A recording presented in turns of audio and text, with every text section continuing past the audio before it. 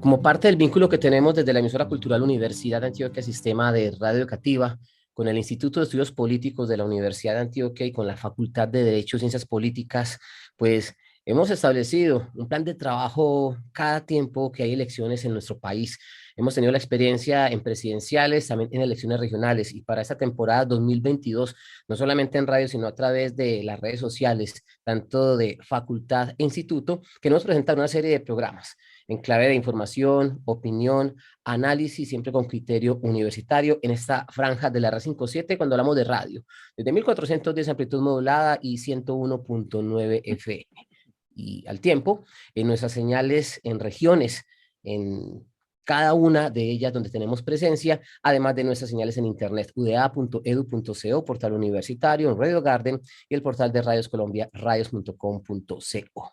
Tendremos durante 3 jueves consecutivos programas especializados en esta materia, pensando en las elecciones legislativas y, por supuesto, más adelante en las presidenciales, en mayo y en junio, si tenemos segunda vuelta. Pues bien, presentamos a nuestros anfitriones, nuestros coordinadores académicos para el desarrollo de esta serie de programas e igualmente el cubrimiento que haremos el domingo 13 de marzo cuando tengamos elecciones legislativas y también las consultas de coaliciones. El decano de la Facultad de Derecho y Ciencias Políticas de la Universidad de Antioquia que nos acompaña hasta ahora, Luqueji Gil Neira. Decano, bienvenido, ¿cómo le va? Muy buenas tardes, Alex. Gracias por la invitación y un saludo también al profesor Juan Carlos Arlenas y a la profesora Adriana que nos acompañan en este espacio. Justamente usted lo dice, estamos con el director del Instituto de Estudios Políticos de la Universidad de Antioquia, Juan Carlos Arenas. Profe, bienvenido, ¿cómo le va? Buenas tardes, Alexander, Adriana, Luqueji. Un gusto estar y compartir con ustedes en este momento de conversación sobre las elecciones que se nos vienen. Ya. Y a propósito del tema, usted nos habla de nuestra invitada de hoy para acompañarnos en este primer capítulo. Hablamos de la profesora Adriana Ramírez Baracaldo, profesora investigadora del Departamento de Gobierno y Ciencias Públicas de la Universidad AFIT. Temas de investigación, de interés, varios partidos políticos, procesos electorales, élites políticas, entre otros, y será nuestra acompañante justamente para nuestro programa de hoy. Profesora Diana, un saludo muy cordial desde este espacio de la emisora cultural y también, como hemos dicho, a través de las redes sociales que tenemos dispuestas desde la facultad y también desde el Instituto de Estudios Políticos. Bienvenida. Muy buenas tardes, Alexander, a todos y a todas las que nos escuchan, a Luque y Juan Carlos, que muy grata de estar aquí compartiendo este espacio para conversar y aportar ideas y reflexiones para este momento tan importante para nuestra sociedad. Una primera pregunta para la profesora y también para nuestros coordinadores académicos. ¿Qué está en juego en 2022? Comencemos con el señor decano de la Facultad de Derecho y Ciencias Políticas de la Universidad de Antioquia. Bueno, yo creo que en este espacio son varias cosas las que se están poniendo en juego. Yo creo que tal vez una de las más importantes tiene que ver con si se va a dar un cambio en la configuración política tradicional que ha tenido el Congreso de la República. Explico. A lo largo de la historia del Congreso de la República, pues han sido dos los partidos tradicionales que han gobernado de alguna manera o que han tenido las mayorías en el Congreso de la República. A partir de la Constitución del 91 se da la entrada de otros movimientos significativos de ciudadanos o de otras fuerzas, incluso desde el año 2002 y en particular desde el año 2006, comienza a ingresar una fuerza un poco más permanente y más clara de oposición, con una representación todavía minoritaria y una representación minoritaria que todavía hasta el día de hoy se extiende.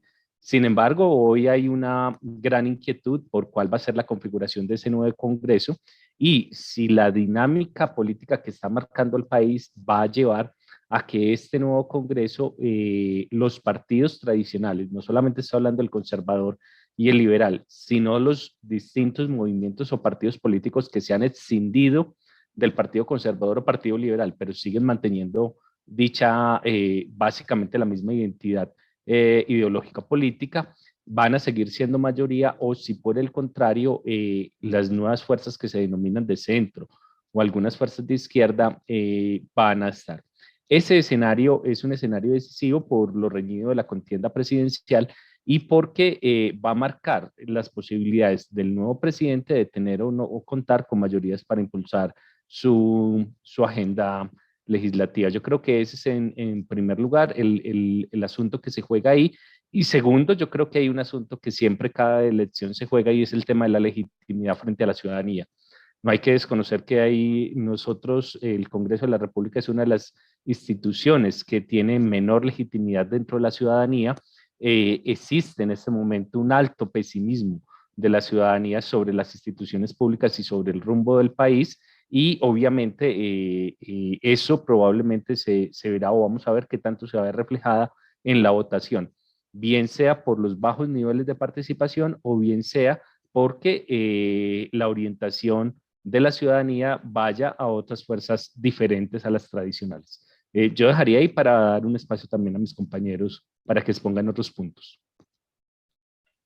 Profesora Adriana Ramírez Baracaldo, queremos escucharla sobre ese tema inicial de apertura de ese especial. ¿Qué está en juego?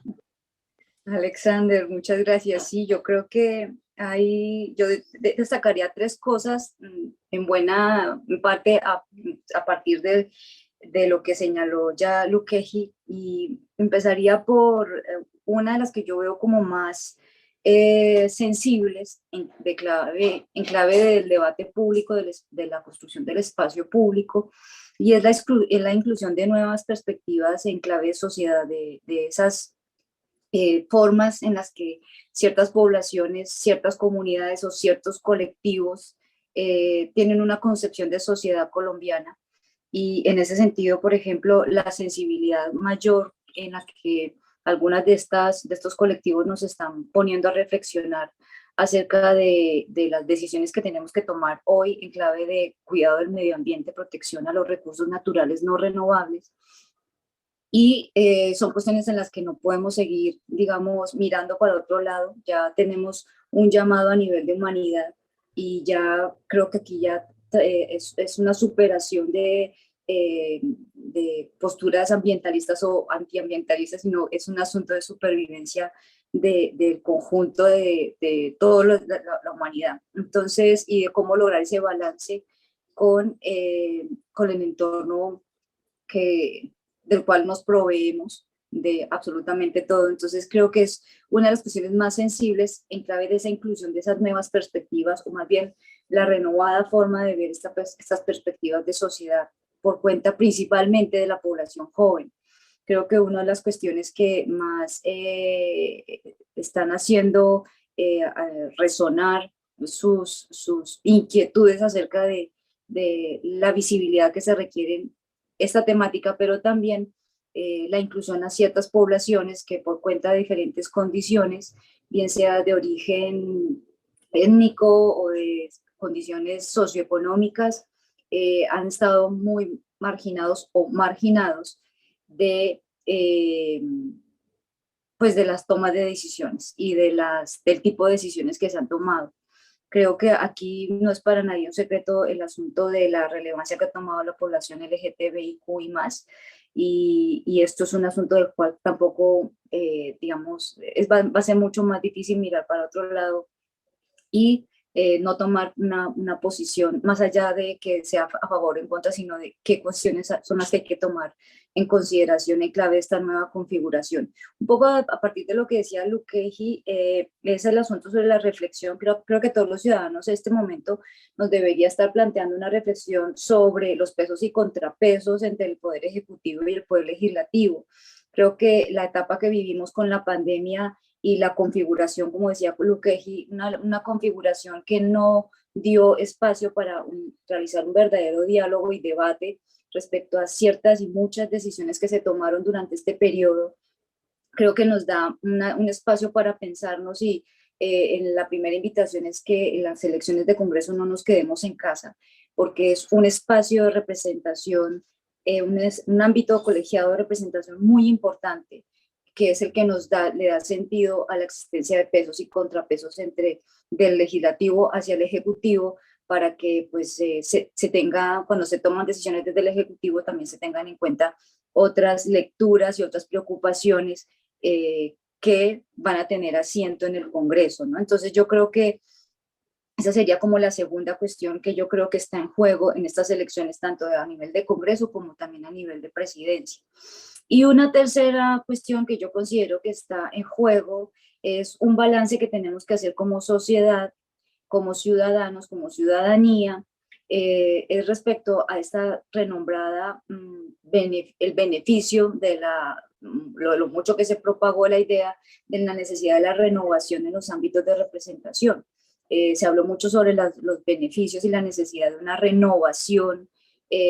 Muchas veces se sentaron mucho en la edad de quienes llegaban, pero el balance que tenemos hoy, digamos, por cuenta también de las protestas desde 2019, tenemos un balance que yo creo que nos debería estar planteando unas reflexiones muy serias acerca de qué entendemos por renovación, y cuando tomemos esa decisión de voto, qué es lo que queremos renovar, si es solamente un asunto de fachada de que sea una persona más joven, pero realmente sigue encarnando ideas más de otros tiempos, y menos autónomo en términos de tomar postura frente a cuestiones de relevancia cuando se trata de establecer control al Ejecutivo. Y vuelvo aquí a retomar ese segundo asunto que creo que está en juego. Bueno, muchos temas nos han puesto ustedes en agenda, y por supuesto faltan los restantes que con el profesor Juan Carlos Arenas, director del Instituto de Estudios Políticos de la Universidad de Antioquia, vamos a encontrar en este abrebocas. Por eso lo escuchamos. Pues digo, complementando un poco las observaciones que ya hicieron Adriana y Luqueji, que reforzando esta idea hay una perspectiva también de recomposición del Senado y la Cámara, creo yo, porque se han activado varios mecanismos, ¿no? El achicamiento de los partidos tradicionales, no su desaparición, pero sí su achicamiento significativo, la fragmentación de algunas fuerzas políticas del centro y de izquierda, que por la vía de la expedición o de la resurrección de viejas etiquetas partidistas también se ha reforzado, es decir, como el juego que se produce cuando en medio de un sistema de partidos que ya estaba bastante fragmentado, se reconocen también derechos y se hace una especie de resarcimiento de derechos conculcados en el pasado, pero que tiene un efecto sobre el sistema político también de un poco más fragmentación. Pero a la vez también hay una serie de estrategias y de creación de movimientos ciudadanos que se proponen renovar las estrategias del ejercicio político electoral. Y creo yo que ahí también hay una novedad y hay una expectativa acerca del impacto que estos grupos políticos y que estas nuevas experiencias, formas de aproximarse a la ciudadanía para invitarla a votar, pueda tener sobre el electorado, y luego, en caso de que se produzca una elección efectivamente favorable a estas nuevas iniciativas, si eso puede o no renovar tanto el espíritu y el estilo del liderazgo como las temáticas y la forma de trabajo en el legislativo, que creo yo que eso es fundamental, sobre todo reforzando esa última observación que hacía Adriana acerca de que hay que superar esa idea muy manida de renovar por renovar sin preguntarse por la sustancia de esa renovación y de las tanto temática como de representación sustancial de sectores importantes dentro de la sociedad. También creo yo que es muy importante tener en cuenta, y ahí hay una expectativa también muy valiosa sobre el lugar y el papel que van a cumplir aquellos que ocupen las 16 curules de paz, ¿no? Ese es una realización, digamos, del acuerdo de paz, pero que ha sido incluso mediado y yo en ocasiones me atrevo a decir reformado, reescrito a través de la manera en que se legisló sobre el asunto, y eso y la manera en que se reguló la inscripción de candidatos en esos territorios para llegar a ocupar esos espacios. Yo temo que por la fragmentación social, territorial y política que subyace a la competencia por esas curules. Eso va a minar la potencia y la capacidad de llevar la voz de esos territorios que habían sido golpeados por la guerra, incluso de esos sectores sociales que habían pagado altos costos por la guerra, las víctimas de esos territorios. Creo yo que no, digamos, entran en dificultad para llegar a acuerdos y para hacer que eso no sea una curul más otra, una puesta sobre una curul puesta encima de la otra, sino que sea un grupo que efectivamente pueda darle voz y sentido a ese asunto de la representación de las víctimas. Y por último, creo yo que es muy importante también tener en cuenta el proceso de presidencialización de las parlamentarias a través de nuestras primarias criollas. O sea, el 13 del mes de marzo también van a competir 3 grupos importantes, 3 grupos alrededor de los cuales se agrupan partidos, organizaciones sociales, en algunos casos grupos políticos tradicionales de mucha fortaleza, en los que los partidos tradicionales han cedido el protagonismo, pero en el que de alguna manera se puede ver, o la ciudadanía puede ver puesta sobre el tapete electoral una apuesta por 3 modelos de país distintos. O sea, eso creo yo que va a ser muy interesante, sobre todo en la medida en que efectivamente ese enlazamiento entre presidenciales y parlamentarias pueda producir un encadenamiento entre la composición del Congreso, los proyectos políticos que se puedan apoyar en ese Congreso y aquellos que puedan tener mucha fuerza en las consultas interpartidarias y así afrontar la primera vuelta de la elección presidencial. Les tengo varias preguntas de acuerdo con lo que ustedes nos acaban de exponer. Una primera tiene que ver con la expectativa en materia de votación. Los 3 grandes electores del Congreso habituales, sobre todo el último, no están. Álvaro Uribe, Antanas Mockus, Jorge Robledo. De hecho, este último que mencionamos hace parte de una de esas coaliciones. Y uno se pregunta allí, ¿son evidentes los no liderazgos políticos que podrían llegar al Congreso de la República? Señor decano, comenzamos con usted.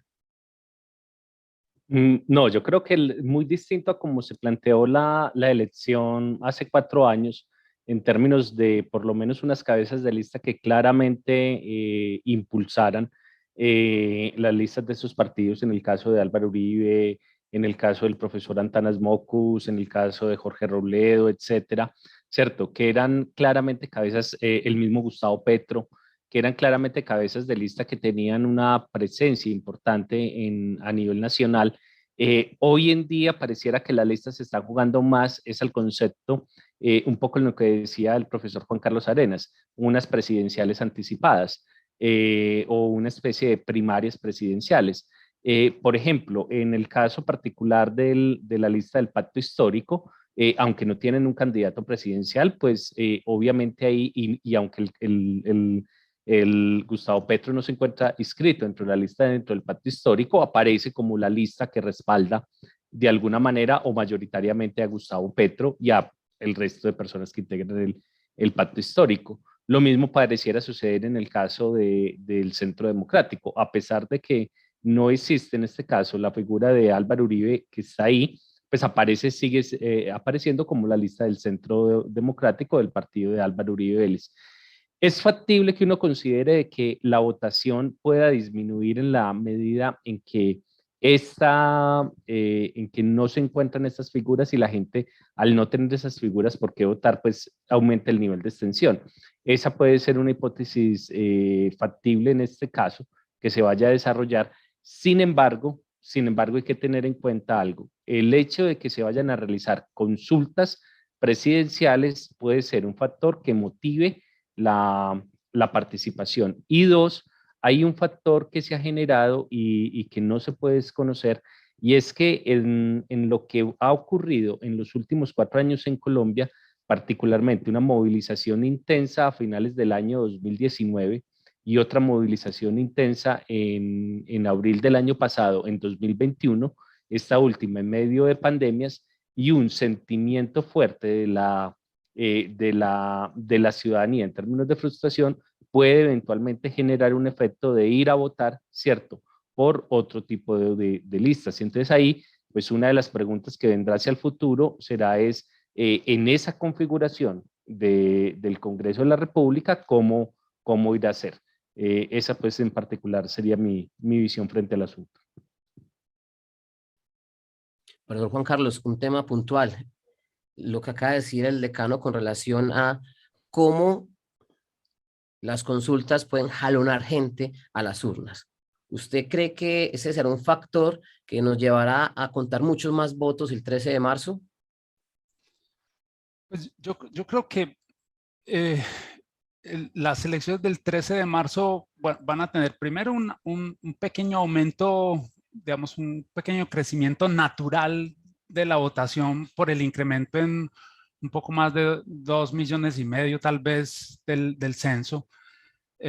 Digamos, el censo colombiano ha ido creciendo, y conforme va creciendo el censo también se aumenta el número de votantes en términos no relativos sino absolutos que participan. Es decir, puede seguir siendo una participación del 50 o el 51%, pero el número de votantes se va a incrementar, y ahí también estamos en el terreno de las expectativas. No hay una manera como de demostrarlo.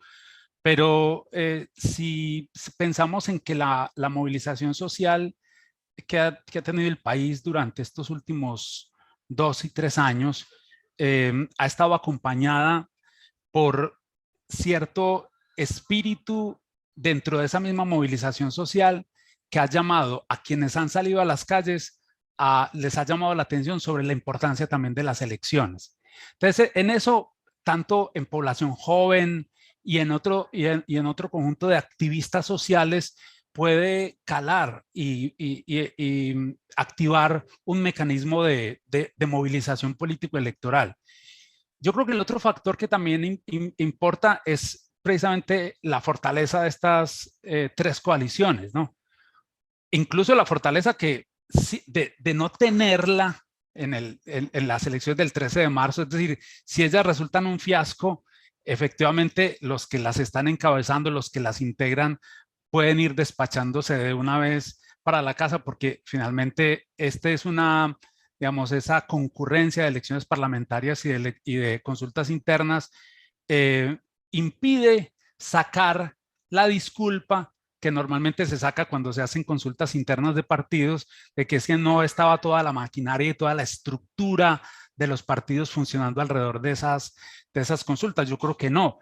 Y al tiempo, yo creo que la figura y la visibilidad que han ido adquiriendo en este proceso de presidencialización de las parlamentarias, digamos, presidencialización significa que, por ejemplo, en este tiempo han ocupado un espacio del prime time los precandidatos presidenciales muy significativo, de un espacio muy grande en esa zona, y en ella han aprovechado también para llamar la atención sobre la votación a sus listas. Entonces eso tiene, digamos, como esos refuerzos cruzados tendrían que funcionar, ¿no?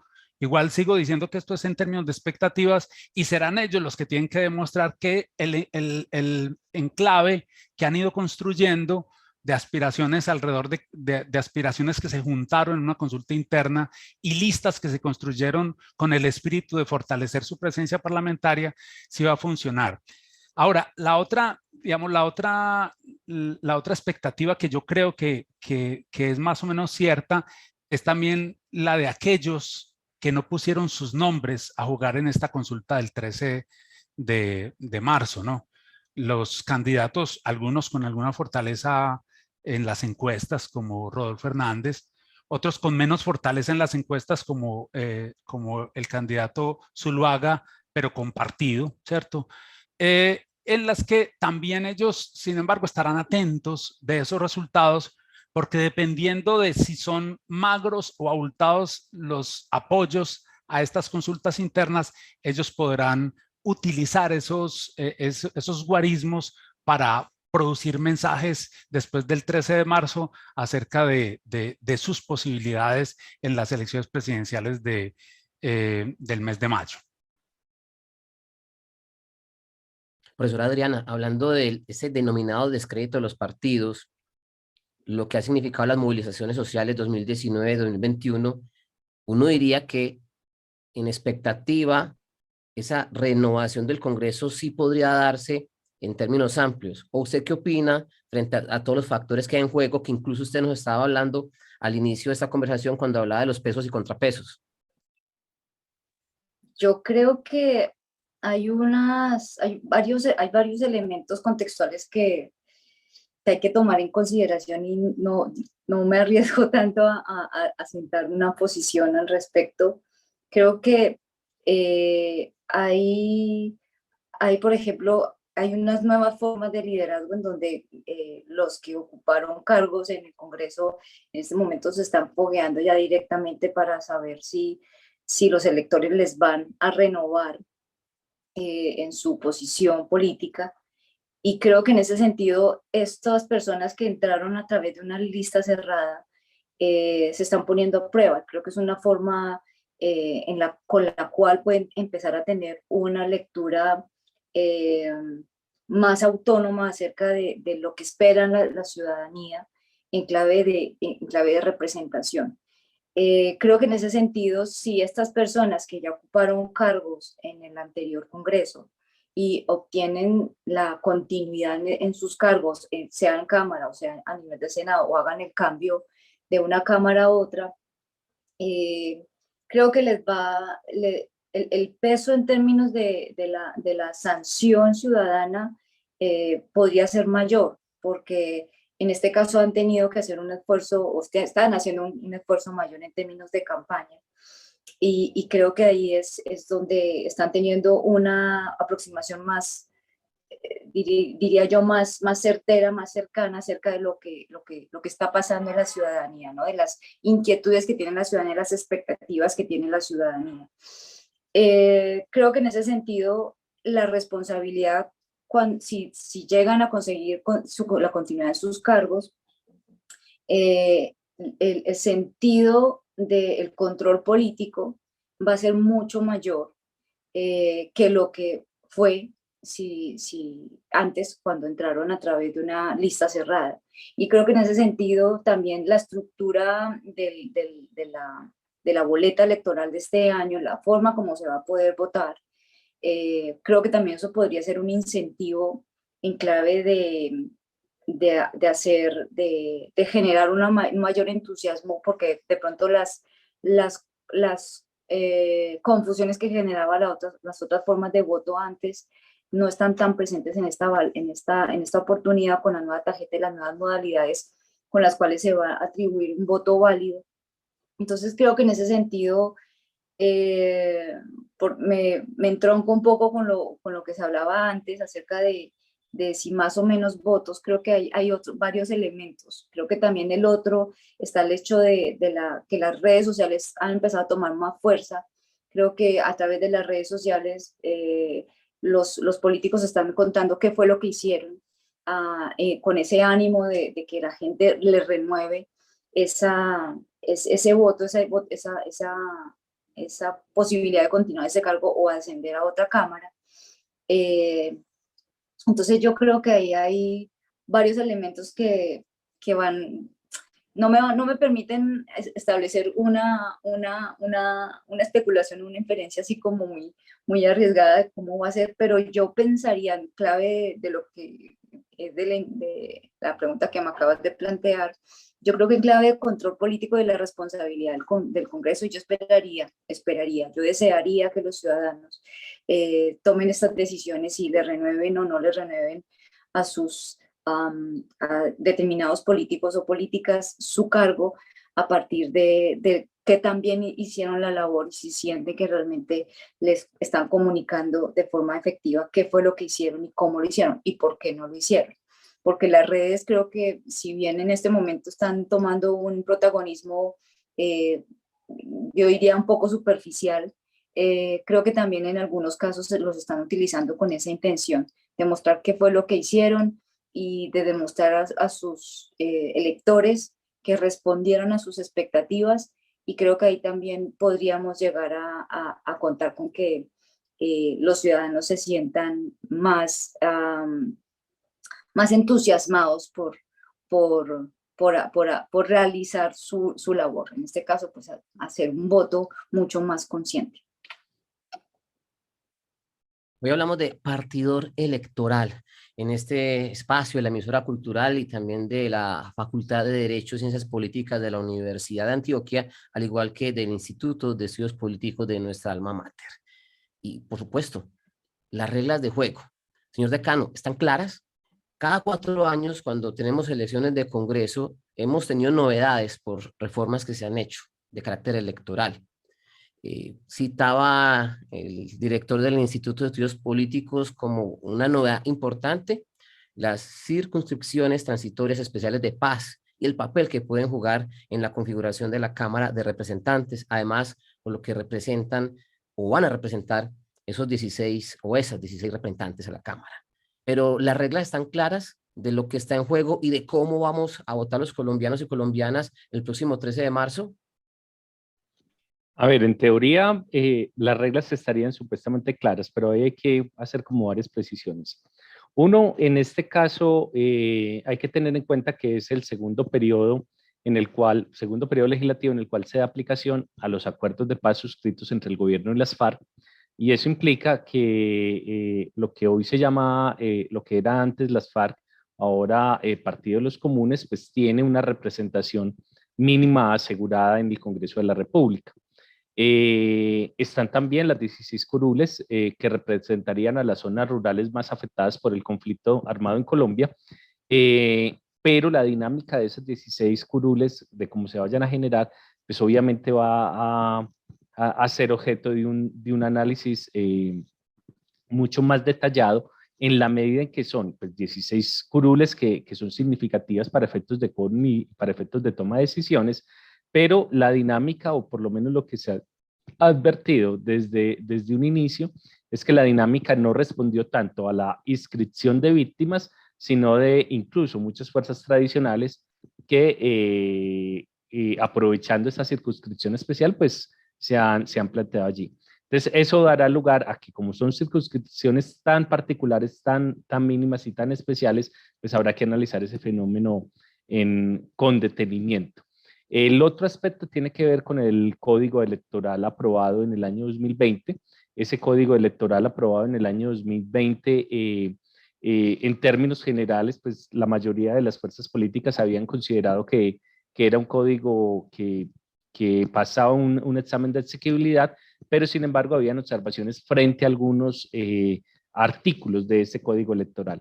El gran problema es que la Corte Constitucional no alcanzó a pronunciarse, o creo que no lo va a alcanzar a hacer hasta antes del 13 de marzo, y creo que no lo irá a hacer precisamente para no ir a generar una distorsión en las reglas de juego sobre la exequibilidad de algunas de estas normas en el Código Electoral que se tienen ahí establecidas y que obviamente podrían generar implicaciones y cambios. Hay otro aspecto en el que yo también resaltaría, que es tal vez uno de los que más ha venido incidiendo en la dinámica política, pero que es imperceptible, y es la jurisprudencia del Consejo de Estado, en particular en lo que tiene que ver sobre doble militancia. Durante estos últimos 4 años, el Consejo de Estado ha expedido numerosos fallos hablando sobre la doble militancia, y en esos fallos sobre la doble militancia ha ido perfilando una línea pues acorde con las normas que prohíben la doble militancia, pero paradójicamente creo que eso ha llevado a una proliferación, y lo vamos a ver y lo vimos en las presidenciales, a una proliferación de movimientos ciudadanos y no de partidos políticos. ¿Por qué razón? Porque obviamente la doble militancia está establecida muy en función de la pertenencia a partidos y de movimientos políticos, pero en ese ámbito de tratar de jugar a espectros más amplios de la democracia se deja una amplia configuración a los movimientos ciudadanos, a las coaliciones, como fórmulas válidas dentro de la democracia, pero esto lo que ha llevado es a que personas que son de partidos tradicionales o que en teoría representan partidos tradicionales, pues hayan acudido al expediente de movimientos ciudadanos, de inscripciones a través de firma, como una manera, tal vez en el futuro, de eludir la doble militancia. Y un último que también destacaría frente a sentencias del Consejo de Estado y de la Corte Constitucional, tiene que ver con que dentro de los partidos y movimientos políticos que van a participar en este caso, por lo menos estamos encontrando que 5 de ellos obtuvieron su personería jurídica a través de los tribunales.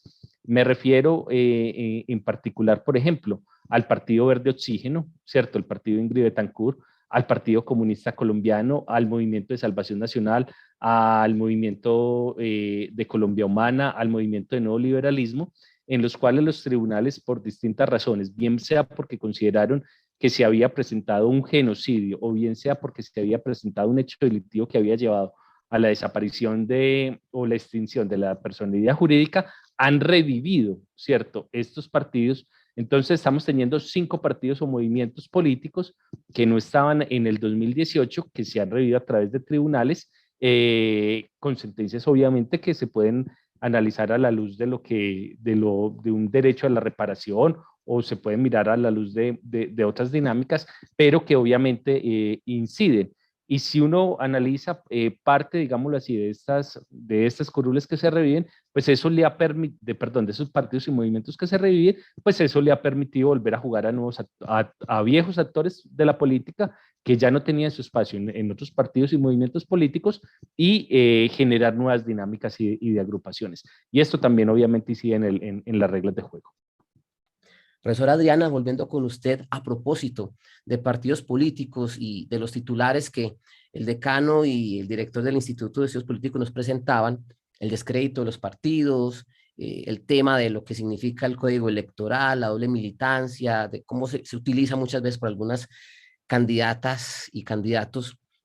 ¿Es percepción periodística o poco hablamos hoy de partidos políticos? Como que no es conveniente representar un partido para ir a unas elecciones, a no ser que nuestra maquinaria esté muy bien afinada y, por supuesto, pues no haya que hacer una gran campaña a través de medios de comunicación. ¿Qué visión tenemos hoy en Colombia de lo que son los partidos políticos? Pues no muy distante de lo que en general era hace tal vez 40, 50 años a nivel internacional. Siempre se ha hablado de la crisis de los partidos y realmente desde quienes estudiamos las temáticas y a estos interesantes actores o instituciones, siempre ha sido un tema muy común a escuchar sobre la crisis de los partidos. El asunto de cómo se percibe, por ejemplo, el hecho de que menos personas están dispuestas a declarar abiertamente que militan en un partido, creo que es un indicador interesante acerca de esto, cómo el descrédito, la falta de confianza hacia su labor sigue permeando fuertemente. Yo creo que también hace parte de esta estrategia que muchos candidatos y muchas candidatas emplean a través de grupos significativos de ciudadanos o de utilizar el término movimiento político, aunque realmente en términos legales no está muy clara la diferencia entre el tratamiento de un partido político y un movimiento político en términos de personería y demás, y financiación, etcétera. En el caso colombiano, creo que hace parte de ese eco, o sea, la forma como las estrategias que establecen los candidatos y candidatas, o esas personas interesadas en ocupar un cargo y de llegar a través de ese cargo, a través de un proceso electoral, creo que responde a ese espejo que está todavía muy presente en los ciudadanos, en la ciudadanía en general. Y creo que aquí el asunto es la tipología, ¿no? Las características de estos primeros partidos que todavía siguen haciendo, digamos, siguen teniendo un efecto en la percepción que tienen los ciudadanos en términos a estos actores en términos generales. A mí me llama la atención, por ejemplo, la forma como se ha reconfigurado algunos de estos nuevos partidos que Luqueji mencionaba, y es el hecho de que le da lugar a unas candidaturas donde tienen una mayor, o al menos demuestran una mayor consistencia y coherencia en términos de yo decidí, he escuchado a varios candidatos, a varias candidatas señalando así, yo decidí lanzarme a través de este partido porque representa esto que a mí me interesa. Y el hecho de que hayan partidos que estén empezando a hacer un proceso de reclutamiento de esas nuevas élites o de élites de representación, que enmarquen y que realmente sepan decirlo por ellas mismas qué principios y qué elementos programáticos son con los que están comprometidos. Creo que hace parte de un proceso en el que estamos todavía de tener una nueva experiencia con actores diferentes. Creo que hay un efecto todavía que pervive en algunas partes de la sociedad, en donde todo lo partidista refiere a Partido Liberal, Partido Conservador de hace 50, 60 años. Y con esto me refiero específicamente a una característica, y es a un sectarismo, y si se quiere, a una actitud muy de secta. Y entonces, como tú perteneces a ese partido, yo no puedo hablar contigo. Y creo que estos nuevos partidos, algunos de estos nuevos partidos, no solamente a los que se mencionó Luqueji por cuenta de estas nuevas que recobraron su personería, sino otros, están empezando a tener conciencia de que el proceso de reclutamiento de estas figuras tiene que estar representado por eso. De que estas figuras realmente no sea solamente el traer votos, el que pongan una cara amable o una cara bonita o una cara joven, sino que también representen unos principios y unas estructuras programáticas y que ellos mismos las encarnen, ¿no? Que no solamente sea un asunto de un eslogan o de reproducir un libreto. Y creo que en ese sentido estos partidos que están o que empezaron a entrar desde 2006, están empezando a mover esas características de esos liderazgos, en términos de que son personas que pueden que hayan sido figuras públicas en otros ámbitos, pero son personas mucho más consistentes, y lo que hablaba Juan Carlos hace un momento, el asunto de que se refieren a cuestiones sustantivas y tienen elementos con los cuales hablar de forma sustantiva en un debate. Entonces estábamos de pronto acostumbrados a otro tipo de debates más superficiales y estamos empezando a presenciar debates en donde hay personas que ya llevan unas cuestiones muy concretas acerca de con qué se comprometen y qué tipo de decisiones a las que se comprometen a llevar a cabo si llegan a ocupar estos cargos. Entonces, creo que estamos en ese tránsito, creo que estamos en un momento de tránsito en el que estamos viendo a lo que estábamos siempre acostumbrados, probablemente efectivamente a un partido o ciertos partidos que tienen una maquinaria que hace un proceso de reclutamiento a partir de cuántos votos traes, y otros partidos que están haciendo un proceso de reclutamiento centrado a partir de dime qué representas y si realmente representas, si realmente estás comprometido con estos principios de funcionamiento del partido y con estos principios, estos lineamientos programáticos que son los que mueven nuestro sentido de configuración del partido. Entonces yo creo que estamos en un proceso de más que reconfiguración de los partidos, un proceso de reconfiguración social en torno a esas figuras de partidos. Profesor Juan Carlos, a propósito de lo que mencionaba la profesora Adriana, los partidos, de la representatividad, cómo se arrastran votos, cómo se hace campaña para el Congreso, cómo se hace campaña en ciudad y territorios, porque pues publicidad política, la verdad, en medios de comunicación, poca. La concentración de cubrimiento en medios de comunicación casi que está en un 80-90% pensando en las coaliciones, en las primarias, como usted dijo, las primarias criollas del 13 de marzo. Y, por supuesto, están en juego, pues, más de 100 curules en el Senado, más de 170 en Cámara de Representantes, más lo que son las circunscripciones transitorias especiales de paz. ¿Cómo se hace campaña y cómo funciona la maquinaria?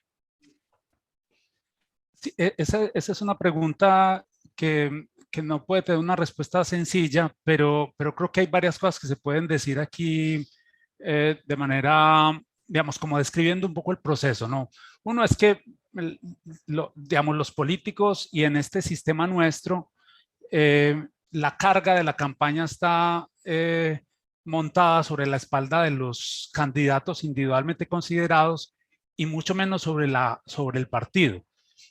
Sin embargo, hay pues algunas organizaciones políticas que en efecto también utilizan parte de los recursos que el Estado les proporciona para para poner una especie de case en la campaña por la lista, en la visibilización que pueden darle como partido a esa lista, y sobre todo lo hacen a través de los medios tradicionales de comunicación, la radio, la televisión, los espacios institucionales que tienen para pronunciarse sobre su plataforma y los espacios institucionales que tienen para hablar o para darle lugar y visibilidad a sus candidatos, ¿no? Pero también hay otro conjunto de actores interesados en llegar a la política que desarrollan su trabajo de manera mucho más localizada y enfocada a captar el apoyo de electores en territorios muy específicos. Entonces ahí incluso ellos se ven mucho menos en redes sociales, mucho menos en televisión. En todo caso atienden las llamadas de la radio, pero de la radio local, ¿cierto? De las emisoras de pueblo, incluido Pueblo Medellín, incluido Pueblo Bogotá, ¿no? En el sentido en que lo que necesitan es encontrar los canales, algunos de ellos muy tradicionales, para que la ciudadanía que tradicionalmente ha sido sensible a sus propuestas o que hace parte también de su estructura o como del ámbito de posibilidades de su estructura política, que les llegue el nombre, el mecanismo a través del cual se va a apoyar esos nombres, etcétera, etcétera. Y hay un tercer grupo que están orientados a una campaña, digamos, mucho más moderna, algunos días más postmoderna, que está anclada en las posibilidades y en las estrategias de publicidad que generan las redes sociales, ¿no? Pero que combinan en todo caso. Digamos, hay candidatos que tienen una muy buena estrategia de redes sociales, que cubren, que hacen inversiones en redes sociales para que esa publicidad también les llegue a públicos focalizados, que en todo caso están moviendo sus redes sociales con un número importante de seguidores.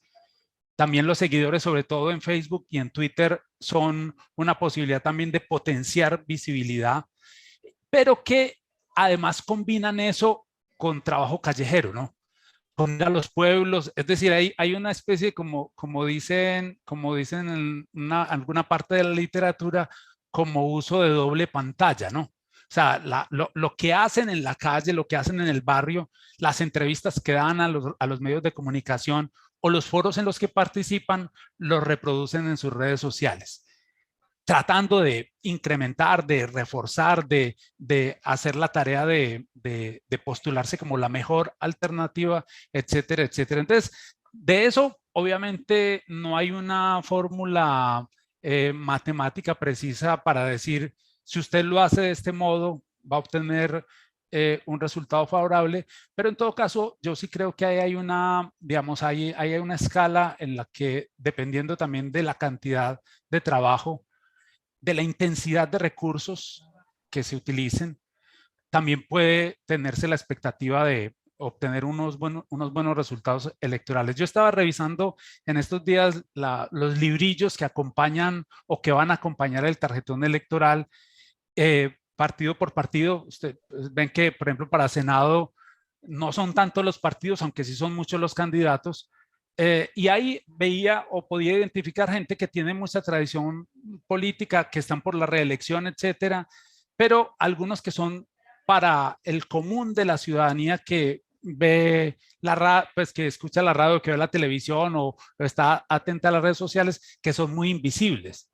Esos, por ejemplo, no es que no tengan asegurada su reelección, la tienen anclada sobre todo en la posibilidad de mantener lealtades territoriales muy fuertemente consolidadas. Y hay otros que todo el mundo los conoce, Incluso hay unos que mucha gente conoce, que en este momento son retadores, es decir, que no tienen el cargo, que aspiran a obtener un espacio de la representación y que a los que uno también le ve mucha potencia en su estrategia político-electoral y con respecto a los cuales piensa o se imagina hipotéticamente que puede haber precisamente por esa vía un reacomodo y una recomposición de las dos cámaras de nuestro Congreso. Señor decano, a propósito del tema, son más de 3.000 candidatos y candidatas. ¿Por qué es tan rentable ser congresista en Colombia? Es una pregunta bastante complicada. Seguramente hay la representación o la dinámica de la representación política, es decir, poder estar 4 años y poder tomar las decisiones o parte de las decisiones más cruciales del país. Me refiero, uno, en términos de aprobación de las leyes, ese es un factor fundamental. Creo que a pesar del fuerte régimen presidencialista que existe en Colombia, muchos de los escenarios o de la capacidad real de un presidente pasa por tener un Congreso aliado, necesariamente. Eso lo vemos en la reforma legislativa permanente e incluso en un fenómeno que nosotros hemos analizado y es la reforma de la Constitución permanente. En Colombia se reforma, todo presidente llega y reforma la Constitución y para eso requiere el Congreso para estar reformando permanentemente la Constitución. Entonces ahí hay obviamente una posibilidad importante de dos. El Congreso todavía tiene un papel en la elección o en la designación de altos cargos que a su vez tienen una estructura de control en todo el cuerpo político. Me refiero, por ejemplo, a la posibilidad de designación de un procurador, a la posibilidad de designar a un contralor de la República, ¿cierto? Dos cabezas de dos órganos que ejercen un poder transversal sobre todo el sistema político en Colombia, ¿cierto? Por sus competencias y facultades legales y también eventualmente por su gran tamaño burocrático. Tienen una incidencia enorme sobre la posibilidad de designar miembros de la Corte Constitucional y la trascendencia que esto tiene para la toma de decisiones para el país. Entonces, claro, además pues del salario, del asunto que genera la intermediación política, pero frente a ese último punto yo diría, digamos que tal vez en retrospectiva era mucho más claro el papel de los senadores como intermediarios entre la presidencia y las regiones, ¿cierto? Entonces, un papel muy importante que cumplían el Congreso de la República, digámosle hace 30 años, hace 40 años, era el intermediario por excelencia entre el presidente de la República y los fenómenos políticos que estaban sucediendo en los territorios. Así incluso el presidente tuviera la posibilidad hace 40 años, perdón, de nombrar directamente a un gobernador o de nombrar directamente a un alcalde. Pero digámosle que el Senado o la Cámara de Representantes era ese intermediario natural entre el presidente. Hoy esa figura se ha ido diluyendo un poco más, funciona un poco más esa intermediación, a veces en términos particulares o en términos de algunos asuntos muy particulares con Congreso, con ministros, con otros altos dirigentes, ¿cierto? Como lobbies que se realizan, pero no son hoy esa figura de intermediación que tal vez en el pasado se diera. Pero sigue sin duda alguna la posibilidad de ser congresista en el país, pues un cargo de una gran responsabilidad y de gran poder político. Incluso mucho de lo que usted nos acaba de decir, señor decano, muchos ciudadanos y ciudadanas del común no lo conocen de fondo. Quizás falta pedagogía en esa materia. Una pregunta para ustedes tres. El Congreso de la República en su configuración, esperando que suceda el 13 de marzo, ¿sí representa al país?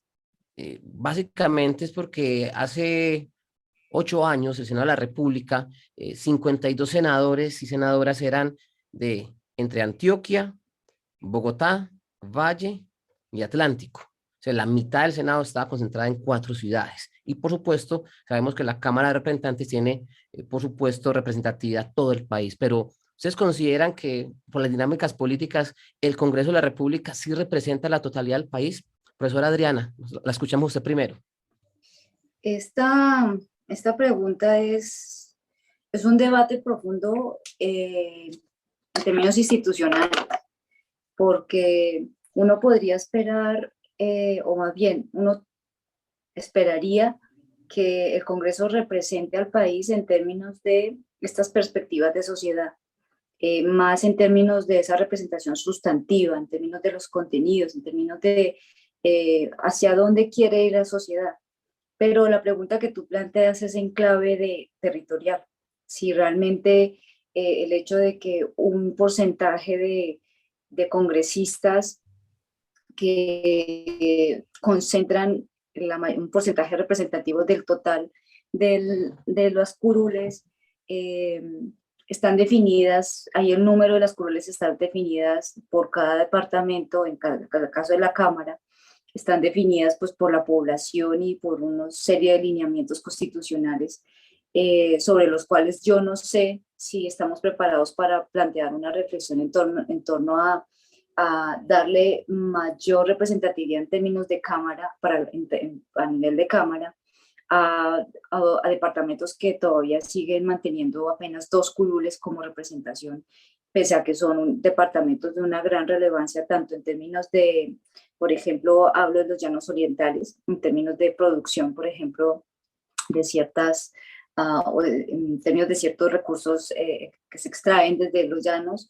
o en términos de la producción ganadera, solamente por referirme a 2, o en términos, por ejemplo, de la riqueza medioambiental que hay en la Amazonía, en Putumayo, en el sur, en estos departamentos en Maupés, y son departamentos que no tienen más de 2 curules de representación. Entonces, tu pregunta me lleva a esta cuestión más de orden institucional, porque si lo pensamos en el orden de los territorios, en términos territoriales, no sería representativo. Sin embargo, por eso dejo el asunto más planteado en términos de una reflexión si la sociedad, si nosotros como comunidad política estaríamos preparados para pensarnos y para discutir y para dialogar acerca de si no es el momento de replantear esa redistribución en términos de Cámara, y sobre todo teniendo en cuenta de fondo la cuestión también que se ha debatido desde hace más o menos eso, desde 2010, el asunto del sentido de la existencia del Senado cuando la forma como se consiguen los votos para el Senado no necesariamente responden a una movilización nacional, sino que se concentran en ciertos territorios por parte de algunos candidatos, ¿no? O algunas candidaturas, por hablar en términos más genéricos. Entonces aquí son 2 cuestiones, 2 elementos de la representación política sobre los cuales habría que pensárnoslo bien en términos de comunidad política si estamos preparados para hacer una reforma política en este sentido, de tal manera que tu pregunta realmente pudiéramos responderla de forma afirmativa. En el caso en que decidiéramos hacer una reconfiguración y que el número de curules no dependiera de la población, sino que dependiera, por ejemplo, del tamaño en términos de electores, como es una opción y pasa en algunos países alrededor del mundo, o que fuera otro criterio por el cual lo definiéramos y no a partir de la división política administrativa que tenemos hoy, sino que fuera a partir de otros límites y no fuera la división política. Entonces, son preguntas esta pregunta deriva en una gran pregunta para nosotros como sociedad, si queremos cambiar la forma como se configura el Congreso actualmente. Profesor Juan Carlos, lo escuchamos a usted. Pues yo estoy de acuerdo con Adriana en el diagnóstico, y a ello le agregaría también como los problemas que puede tener incluso esa reconfiguración de la representación si se mirara desde un punto de vista territorial. Y es, siempre hemos, hace el último escándalo que se produjo en el Congreso fue por la votación del señor que preguntó, ¿y cómo votamos aquí? Y ella y la presidenta de la Cámara le dijo, vote sí. Ya no me acuerdo cómo se llama, seguramente el 90% del país no se acuerda cómo se llama ese señor. Pero es un poco esa, digamos, como en términos tanto de la responsabilidad política de quienes vienen al Senado y a la Cámara, como el hecho de que no, digamos, el tamaño del territorio incluso el peso de los recursos que hay en esos territorios habría que compensarlo muy bien y pensar muy bien esas reconfiguraciones, sobre todo tratando de valorar también el peso de las poblaciones, que es finalmente como se está escogiendo hoy al Senado. Es decir, el Senado hoy tiene un peso mayoritario en las regiones que señalaste, Alexander, precisamente porque es que esos son nuestros principales centros urbanos, ¿no?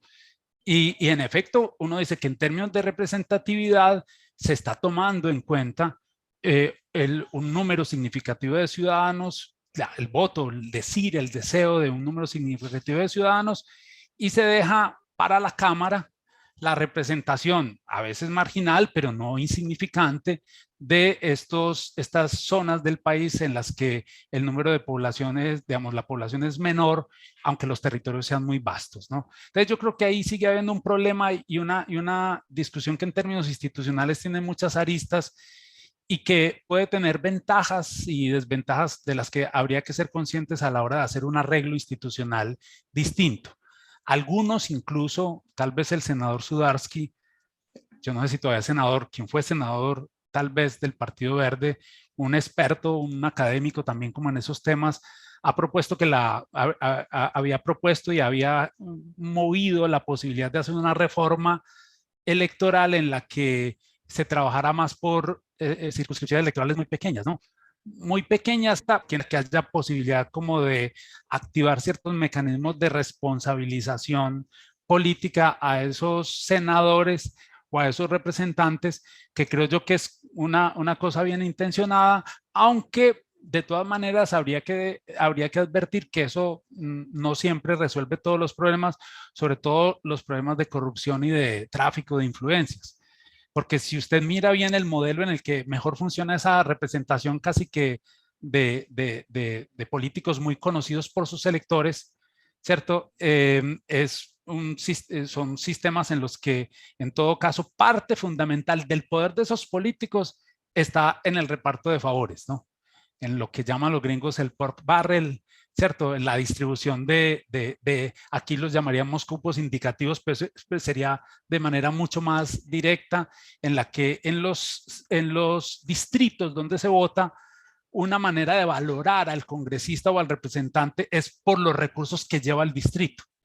Pero normalmente la implementación de esos recursos tiene muchas fugas y sobre todo en nuestro caso. Entonces yo creo que ahí hay digamos, una preocupación institucional muy valiosa, muy importante, y complementariamente diría también que yo creo que nosotros tenemos representantes temáticos, digamos, políticos que se han ocupado de temas y que se han formado en ellos y que en esos temas son no solo visibles, sino que son grandes conocedores. Y eso, por ejemplo, es un capital institucional que ha ido acumulando el Congreso que no siempre debería arriesgarse, ¿no? Cuando se dice que hay que evitar a rajatabla la reelección de congresistas. Señor decano, ¿cómo complementaría usted ya estas dos posiciones que encontramos con la profesora Adriana y el profesor Juan Carlos, ya llegando a la parte final de ese segmento? Sí, yo pensaría que la representatividad adicionalmente se tendría que ver a través de otras cosas. Es claro que los ciudadanos no se sienten representados en su Congreso y eso lo evidencian las encuestas, pero más allá de esa opinión de los ciudadanos sobre el Congreso, es que hay un problema, es decir, es probable que en la década de los 70, si usted le preguntara a una familia promedio colombiana si se sentía liberal o conservadora, la familia dijera sí, yo soy liberal o soy conservadora, tuviera claro que mi papá era liberal o era conservador. Hoy eso no lo tenemos en este asunto, es decir, los partidos y los movimientos políticos no han sido capaces de construir un ideario político, ¿cierto? Frente al cual se sientan representadas comunidades. Y a pesar de que, por ejemplo, hoy pareciera hablarse de una clara tendencia de derecha, clara tendencia de centro, clara tendencia de izquierda, realmente es que estamos muy lejos de construir esos idearios políticos. Entonces, hay un primer problema de la representatividad. No tenemos unos partidos o unos movimientos políticos, salvo tal vez contadas excepciones, que tengan muy claro los idearios políticos de manera que estos asimismo se representen. Dos, precisamente por esa gran diversidad ideológica política que existe al interior de los partidos, temas en los cuales la población colombiana puede tener posiciones a favor o en contra muy claras, los partidos no, y eso contribuye a que no se sientan representados. Ejemplo, el Partido Liberal está de acuerdo con la decisión de la Corte Constitucional reciente sobre el aborto. Pues uno dirá, existen congresistas liberales del Partido Liberal que sí, y existen congresistas del Partido Liberal que no, ¿cierto? Y similar a como ocurren en otros partidos y otros movimientos. Entonces, eso hace que se dificulte el poder tener una identidad, ¿cierto?, entre la ciudadanía y quienes están. Y un tercer elemento, existen, a pesar de que lo ha planteado, y ahorita lo decía la profesora Adriana, normas que están tratando de decir, venga, tenemos que corregir un asunto de exclusión, y eso también juega en la representatividad, eso no se ha desarrollado. En el último código electoral lo que se planteó como fórmula es que el 50% de las listas a Congreso deberían ser integradas, ¿cierto? O deberían ser paritarias, deberían ser integradas por el género femenino. Pero yo, pues y es mi percepción, yo no siento que esa decisión que la cumplieron los partidos y los movimientos políticos para evitar ser objeto de que se les anulara su inscripción, yo no siento que eso se haya traducido en un debate sobre la igualdad y sobre la equidad de género en el país, ¿cierto? Y que eso se haya traducido en las propuestas. Entonces, claro, uno puede decir, sí representan, esa lista representa a las mujeres porque el 50% de sus listas está consagrada para mujeres, pero uno diría, realmente la apuesta política que están haciendo estos partidos y movimientos políticos están representando el ideario de lo que buscan las mujeres colombianas, ¿cierto? Ellas se sientan representadas ahí en esa lista por el hecho de tener ese 50%. Entonces, con el tema de la representación, yo creo que más allá del tema de lo territorial de las circunscripciones, tenemos un asunto muy profundo que explorar en esta construcción de programas y idearios políticos. Ya para el último minuto, agradeciendo la presencia de nuestros coordinadores y de nuestra invitada, ¿de qué estar pendientes durante esas próximas semanas? ¿O a qué echarle ojo? ¿A qué ponerle atención? Profesora Adriana, comenzamos con usted. Un minuto para los pendientes que tenemos de acá al 13 de marzo inicialmente. Los pendientes que tenemos de aquí al 13 de marzo es leer con detenimiento si tenemos oportunidad, qué es lo que propone aquellos que nos pueden llegar a llamar la atención de alguna u otra forma. Seguir con mucha cautela a esas otras formas, otras perspectivas de concepción de sociedad, para mirar qué tan diferentes realmente son a lo que estamos nosotros pensando, a lo que están pensando de pronto mi primera preferencia, y ser un poco, empezar a practicar la capacidad de escucha a posiciones diferentes, estar pendientes a desarrollar esa capacidad de diálogo, es la invitación para de aquí al 13 de marzo y hasta que lleguen las elecciones también presidenciales, aprender a escuchar. Señor decano, hay que estar pendientes, un minuto. Yo creo que lo que hay que estar pendientes de que viene creciendo otra vez la violencia política en Colombia y viene creciendo el conflicto armado en Colombia. Y eso pues lo seguimos viendo como un fenómeno que es de los municipios de frontera, como de municipios alejados, de municipios rurales, pero esto puede tener un impacto grave y creo que es un asunto que tenemos que observarlo. Igualmente, el aumento de la tensión en la campaña política que se está generando con aumentar la irascibilidad, si se quiere, o la ferocidad con la que se trata al adversario, al opositor político, casi que poniéndolos en términos de enemigo, de amigo-enemigo, en un país que ha tratado de salir de la guerra, es un asunto que tenemos que estar pendiente.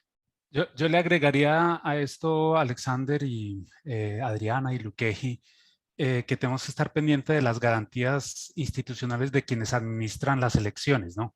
De quienes son responsables del sistema, pues de que el sistema electoral traduzca adecuadamente las preferencias de los ciudadanos.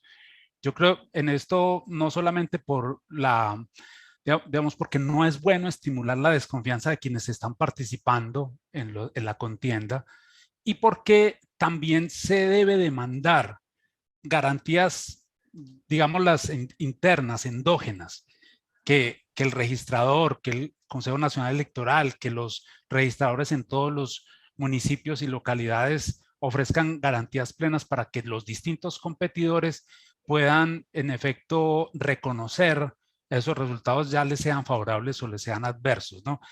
Eso me parece que es fundamental. Y también reforzando un poco la observación que hacía Luqueji sobre la violencia, tener en cuenta que, por ejemplo, esos lugares donde se van a escoger las 16 curules de la paz son los lugares más aquejados hoy por el conflicto armado, hoy mismo. Es decir, donde la misión de observación electoral ha mostrado que hay mayor riesgo por violencia, se superpone ese mapa con el mapa también de las circunscripciones especiales de paz. Entonces, además de la fragmentación social, política e ideológica que observamos al principio, también hay digamos, un riesgo brutal para que esto funcione de manera inadecuada y además se revictimice precisamente a estos que están tratando de ejercer la voz de las víctimas. Nuestra invitada central, la profesora Adriana Ramírez Baracaldo, profesora investigadora del Departamento de Gobierno y Ciencias Políticas de la Universidad EAFIT. Temas centrales de sus investigaciones: partidos políticos, procesos electorales, élites políticas, entre otras. Profesora Adriana, ha sido un placer contar con usted en este espacio de la emisora cultural de la Facultad de Derecho y Ciencias Políticas y del Instituto de Estudios Políticos de la Universidad de Antioquia. Que estén muy bien. Muchas gracias a los cuatro, a los tres. Hasta luego, hasta pronto. Igualmente agradecemos a nuestros coordinadores académicos, Luqueji Gil Neira, decano de la Facultad de Derecho y Ciencias Políticas de la Universidad. Decano, muchas gracias. Gracias, Alex, y gracias a la profesora Diana y al profesor Juan Carlos por compartir este panel. Y el director del Instituto de Estudios Políticos de la Universidad de Antioquia, Juan Carlos Arenas. Profe, muchas gracias, saludos. No, muchas gracias a ustedes por participar y nos seguiremos encontrando en un espacio como este. Muchas gracias. En efecto, vía redes sociales, tanto de facultad como instituto, la versión en audio y video. Y cada jueves, desde el programa Red 57, la emisión en audio con los invitados e invitadas que hacen parte de este ciclo previo a las elecciones del 13 de marzo, las legislativas y también las consultas.